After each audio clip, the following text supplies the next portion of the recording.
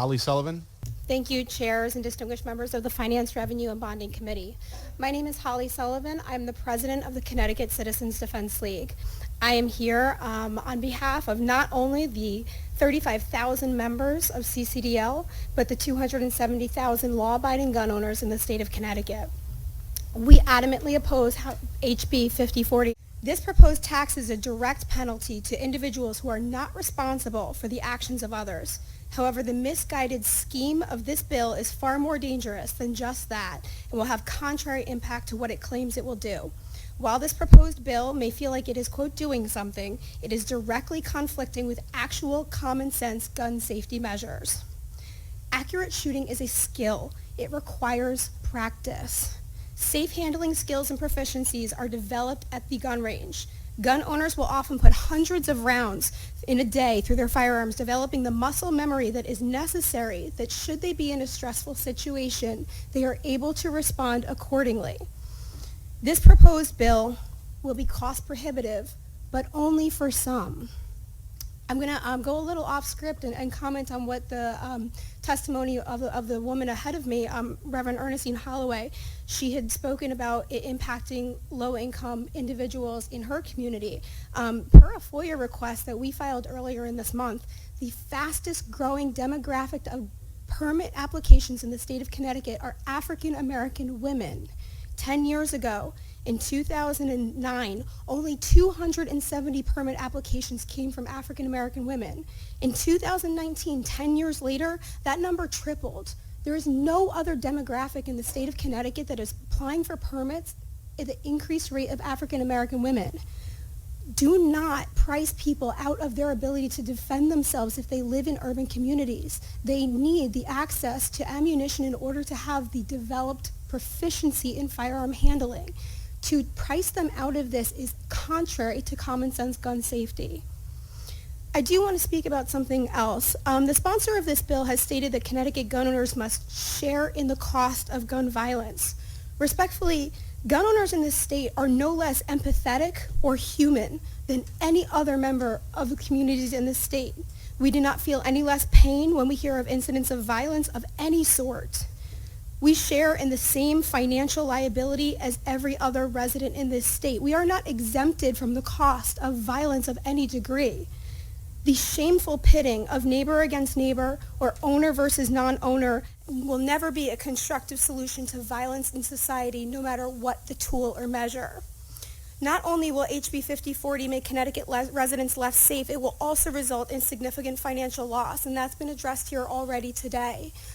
I sat at the workbench with my father since I was 8 years old, reloading ammunition. These sales will leave this state.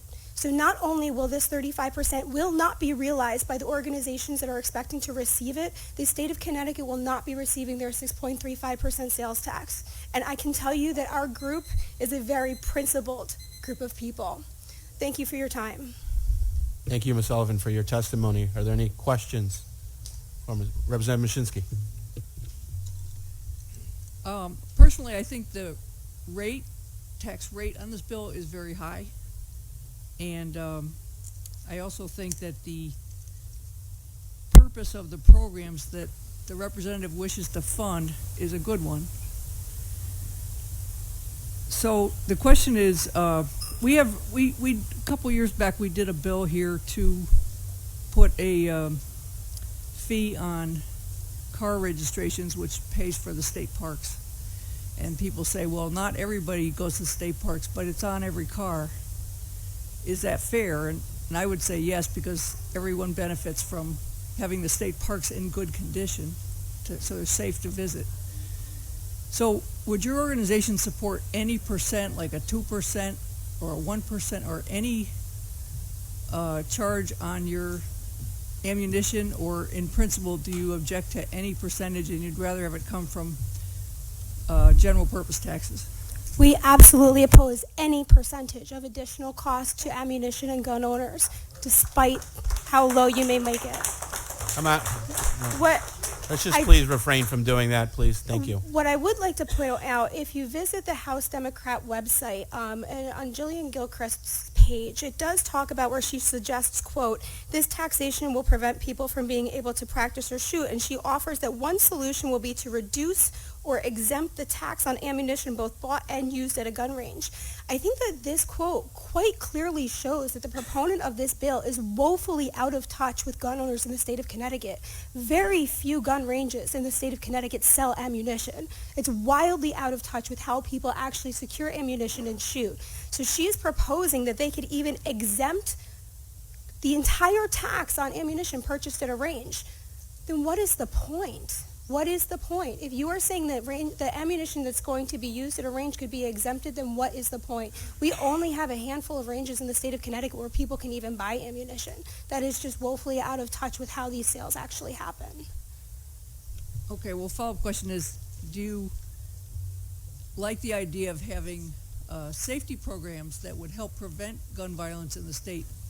Perhaps if they were funded a different way. So there are a number of safety programs such as Faster Saves Lives, Safe Kids Foundation. There are tons of programs out there that are doing something like Project Child Safe, and CCDL is a regular contributor to causes like Project Child Safe.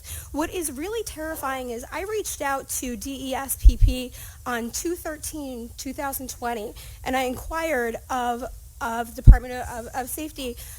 In 2017, only 2 years ago, only 52 schools in the state of Connecticut had actually filed their school safety program as required by SB 1160 following the Sandy Hook incident. So 2 years ago, only 52 schools in our entire state actually met the requirement of the law for school safety. I reached out earlier this month to say, where are we 2 years later? And I have not received a response back.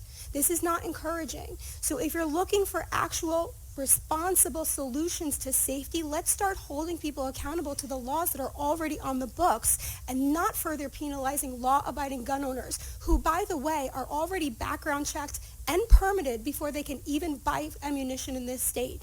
Somebody off the street cannot buy ammunition in this state. You must already have a permit to do so, which means you've been fingerprinted and background checked. We are not the criminals. I get that. I realize that, and I respect that. I also realize that the mothers have an issue when they say we need to further reduce violence. I believe that that's accurate, and the more we can do, the less fatalities we'll have, and maybe the way Safety. I reached out earlier this month to say, where are we 2 years later? And I have not received a response back.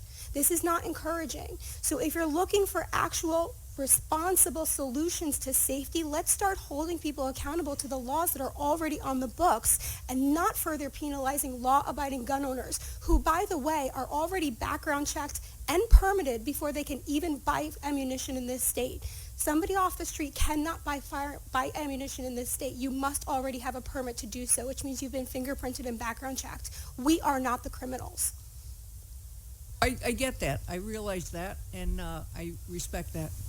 I also realize that the mothers have an issue when they say we need to further reduce violence. I believe that that's accurate, and the more we can do, the less fatalities we'll have, and maybe the way to do it is to fund it in a different manner. That's what I was trying to get from you is, if we separate the two things, if it's not on you, do you think the idea of more public safety training is a good one? With all due respect, it is on me. I'm a single mother of a 6-year-old child that goes to school 7 miles from Sandy Hook Elementary School. It is on me.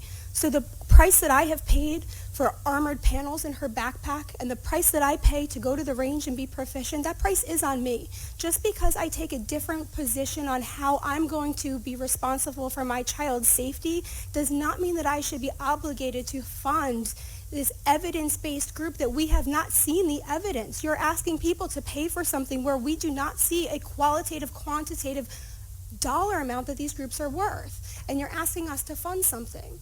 Let me try again. If the bill was changed and the fee wasn't on your people, your sportsmen, do you think the idea of having more public safety training has merit? I think that there is absolute merit in gun safety training. However, I think that the way that we feel about how that's accomplished versus the way the representative who quite respectfully, is not a gun owner or shooter or doesn't seem to have much experience with firearms differs tremendously. So, no, I don't support what I would call to be political propaganda, in that this is an agenda. If you look at the groups that are being funded, nobody's come to CCDL and said, well, gosh, you do an awful lot with helping out with women on target or children on target and teaching safe firearm handling skills. So if it's only going to a certain group of organizations, then I would say that there is a political agenda to this, and I would not support funding anything, especially that falls solely on the shoulders of law-abiding gun owners. Okay, thank you. Representative Claris Detria. Thank you, Mr. Chairman. Thank you for coming and testifying today. Excuse me. I have the same issue as you do. If you heard my testimony earlier, I am opposed to this bill, and I think, and I think with your previous testimony, speaking to the representative behind me, we need education, as in everything. Education is very important, and whatever group or what area that comes from, I think that's very important. I feel, as I'm sure you feel the same way, it doesn't need to ride on the backs of Connecticut gun owners. It's not your responsibility to fund programs. That's just, for that matter, like I had said earlier, then we should be 35% taxing hammers and golf clubs or knives or whatever people use to murder someone. Mm-hmm. So it's the same thing. But I appreciate your testimony here and continue the good work that you're doing. Thank you. Thank you, Mr. Chair. Thank you. Any additional? Representative Candelora. Thank you, Mr. Chairman. Thank you for your testimony. You had referenced schools being out of compliance. What was that reference to? The safety plans, or? So, Senate Bill 1160, which we generally call it SB 1160. I realize that it has a different nomenclature here in the legislature. So SB 1160 had three components to that bill. The first part of the bill, which we're all very well aware of, were the restrictions on gun rights in this state, whether it was restrictions on magazine capacities and the types of firearms that we're allowed to own. The other piece to that was mental health funding. It has not been funded, folks. The mental health component of that bill is unfunded. This was a three-legged piece of legislation. And the third part was school security. As of 2017, only 52 schools in our entire state had actually filed their safety plan. And that was only 25% of schools in the state of Connecticut. So here we are, it's 2 years later, and I sent another request asking for an updated number, and that number has not been provided. So it is incredibly concerning to gun owners when especially tremendous legislation like SB 1160 passes through this building and only gun owners are held responsible to their piece of it. So what is happening that there is no oversight to these other two pieces to make residents of the state of Connecticut safer? What keeps happening is more and more legislation comes through this building, but the enforcement of what the rules are already on the books is not happening. So yes, people in this room are fired up. Enough is enough.